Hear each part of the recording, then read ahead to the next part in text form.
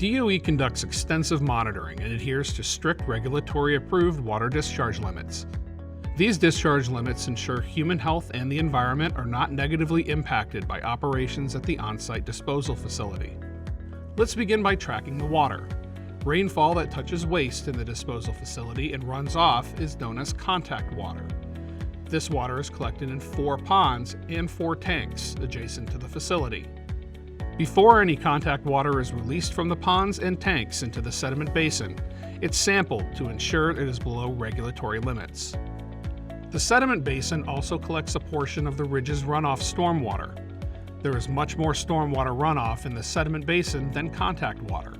In fact, there is usually a 4-to-1 ratio of stormwater to contact water in the sediment basin.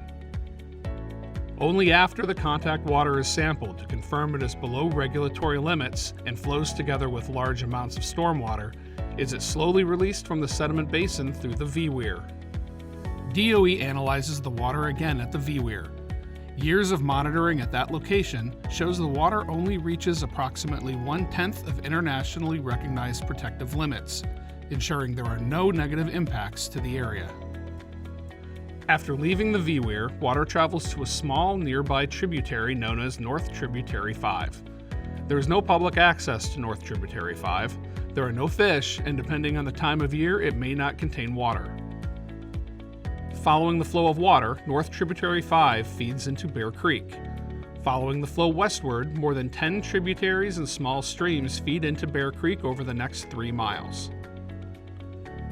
The first public access point for water is at Bear Creek, kilometer 4.55, near Tennessee Highway 95. By this point, water from the V-weir reaches near background levels.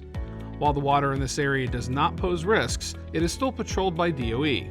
It is also important to note that the nearest fishing and recreational area is still several miles away. DOE adheres to strict limits, restricts public access, and constantly monitors to ensure the public remains protected.